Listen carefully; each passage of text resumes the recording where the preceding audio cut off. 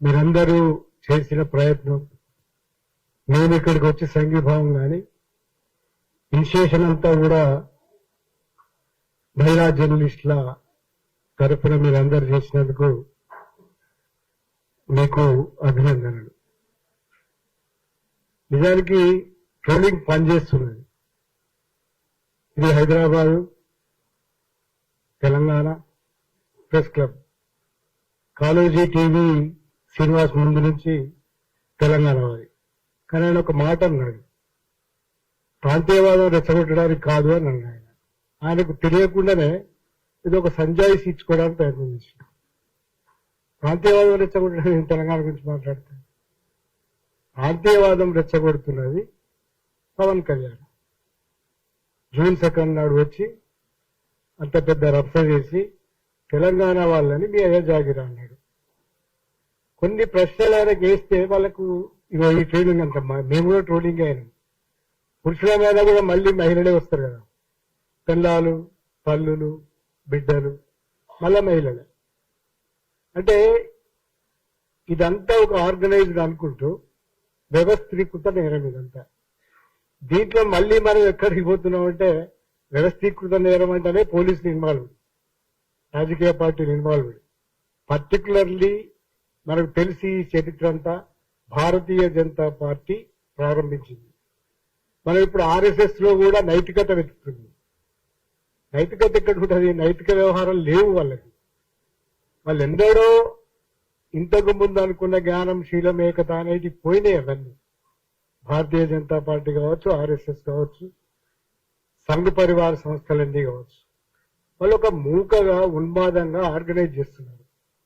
సరిగ్గా ఆ లైన్లోనే కూటమి ప్రభుత్వంలో ఉన్న కొంచెం తెలివి ఎక్కువ అనుకుంటున్నాడు కానీ నాకు ఆయనకి ఏ తెలివి ఉన్నట్టు కనబడడం లేదు. ఇది కూడా ట్రోలింగ్ సబ్జెక్టే కానీ అది నిజంగా కూడా ఎన్ని అబద్దాలు, పచ్చి అబద్దాలు ఆడుతున్నాడు. భారతీయ జనతా పార్టీ కన్నా ఎక్కువ పవన్ కళ్యాణ్ వల్ల చాలా ప్రమాదకరంగా ఇట్లాంటి ప్రాంతాలలో, తెలంగాణలో ప్రత్యేకంగా ఈ మూకలని ప్రోత్సహిస్తున్నారు. వాళ్ళు నిజంగానే పూర్తి సెన్స్లెస్. ఇంతకుముందు మన రేవన్న చెప్పినట్టు ఈ సెన్స్లెస్ నుంచి ఎట్లా రక్షించుకోవడం అనేది మనం ఏదో పద్ధతులు ఆలోచిస్తున్నాం కానీ రక్షించుకోలేము. ఎట్లా రక్షించుకుంటాం? దాంట్లో పోయి యుద్ధాలు చేయలేము. ఆయన అంటున్నాడు ఒక 200 మందిని లాగుతా, కానీ 200 మంది కాదు కదా, 2 లక్షల మంది కూడా ఉండొచ్చు, సాధ్యం కాకపోవచ్చు. కానీ మనం ఈ వాయిస్ ని వినిపించడం అనేది ఒక ఆరోగ్యకరం. ఎంతకంటే మనం చేయగలిగింది కూడా లేదు.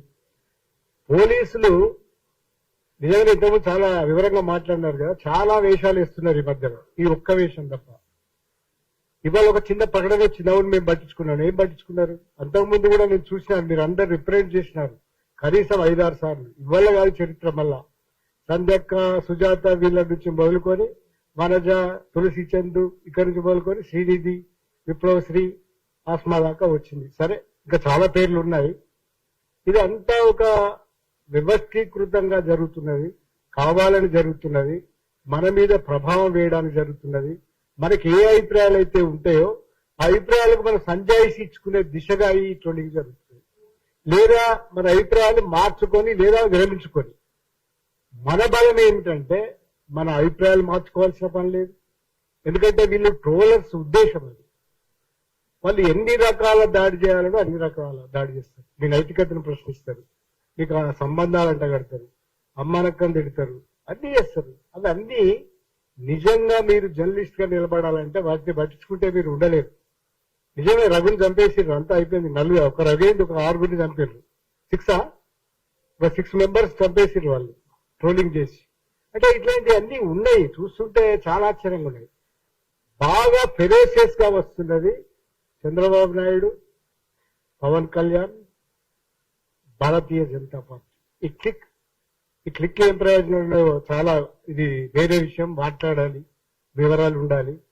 కానీ ఒక ఆంధ్రప్రదేశ్ లో ముఖ్యమంత్రి అయ్యి, ఉప ముఖ్యమంత్రి అయ్యి ఆయన వచ్చి ఇక్కడ చేస్తున్న నాటకాలు, మాటలు, ఇవన్నిటి వెనుక ఉద్దేశాలు ఉన్నాయి. ఇవి మనం అంటే ట్రోల్ చేస్తారు. మరి ఈ ఉద్దేశాలు లేవని మనం చెప్పకుండా ఉంటామా? నాగేశ్వర్ గారితో మొదలైంది ఇష్యూ. కానీ అసలు జరిగిందంతా కూడా ఒక రకమైన వ్యవహారం. కానీ మనం కొన్ని ప్రశ్నలు అడిగితే సమాధానం లేవు. మీకు ఉప్పుడు పాసం నువ్వు తెలంగాణ వచ్చినందుకు, లేదా మీరు అక్కడ ఏదో కొబ్బరి చెట్లు కాలిపోతే తెలంగాణ దిష్టి జరిగిందన్నావు. ఇట్లాంటి అభిప్రాయాలు నీకు ఉన్నాయి. నీ కూటమికి ఇంకింత భయంకరమైన అభిప్రాయాలు ఉన్నాయి. నీ కూటమిలో ఉన్న ప్రధానమైన ఒక పార్ట్నర్ చంద్రబాబు ఈ తెలంగాణని పూర్తిగా ధ్వంసం చేసినవాడు. ఇట్లాంటివన్నీ చెప్పుకుంటూ పోతే ఒక పెద్ద కథ అవుతుంది. కానీ నువ్వు వాళ్ళు ఏమంటున్నావు? తెలంగాణ గురించి మాట్లాడు. కొన్ని 2 ప్రశ్నలు అడుగుతానండి. కృష్ణా జలాలలో మాకు ఎంత వాటా ఉన్నది? గోదావరి జలాలలో ట్రిబ్యునల్ ప్రకారంగా 968 టీఎంసీల వాటా రావాలి. మా ప్రాజెక్టులు ఏమన్నా కట్టుకుంటే సెంట్రల్ లో చంద్రబాబు నాయుడు పంపించిన కట్ట ఇంత ఉంటుంది. ఏ ప్రాజెక్ట్ ని ఆయన ఒప్పుకోలేదు తెలంగాణలో. ఏ ప్రాజెక్ట్ కూడా దానికి ఒక లింక్ పెట్టి చేస్తారు. ఇట్లాంటి వాళ్ళందరూ కలిసి ఇప్పుడు పవన్ కళ్యాణ్ తెలంగాణ ప్రయోజనాల గురించి ఏమంటాడు? 968 టీఎంసీ మాకు కావాలంటావా? మా ప్రాజెక్టులు ఉండాలంటావా? చంద్రబాబు పద్ధతిలోనే ఇట్లా చేస్తామని ఒక ప్రశ్న. రెండోది, ఇన్ని మాట్లాడుతున్నావు కదా, డిప్యూటీ సీఎం రాజీనామా చేసి వచ్చేసి ఎవడంటున్నాడు? మనం ఇట్లా ఏమన్నా అంటే దానికి ఒక అడ్జస్ట్మెంట్. ఆయన ఇంకెంత తీవ్రతకు పోయినాడంటే, మనం ప్రాంతీయవాదం అనే దాన్ని కొంచెం తిప్పికొట్టినాం అనుకోండి, ఆయన జాతీయవాదానికి పోతాడు. నేషనలిజం, నేషనల్ ఇంటిగ్రేషన్, నేషనల్ అనేది ఎన్నడో ఇందిరాగాంధీ కాలపు మాటల్ని ఆయన తీస్తున్నాడు. ఢిల్లీ పోయి మీటింగ్ పెడతాడు. ఇవన్నీ మనకు తెలియదా? మనకు అర్థం కావా? మనం మాట్లాడకూడదా? తెలంగాణ వాళ్ళం కాదా? అవును, తెలంగాణ వచ్చి 10 ఏళ్ళు అయింది కదా, ఇది మా రాష్ట్రం కదా, ఎందుకు మాట్లాడడం? ఇవన్నీ అంటే మళ్ళీ ఏదోటి మనకు వంట కట్టడం. ఇది లెఫ్ట్ రైట్ ఇట్లాంటి విషయాల కన్నా కూడా ఒక వ్యవస్థీకృతమైన నేరంగా జరుగుతున్నది. దీంట్లో అన్ని వ్యవస్థలు ఉన్నవి, రాజకీయ పార్టీల ప్రభావాలు ఉన్నాయి, వాళ్ళే దీన్ని ఆర్గనైజ్ చేస్తున్నారు. ఇది ట్రోలర్ చరిత్ర అంతా మనకు తెలిసిందే. కనుక దీన్ని ప్రతిఘటించడానికి ఒక ఉమ్మడి ఉద్యమం లాగా ఇట్లాంటివి చేయడం తప్ప మార్గం లేదు.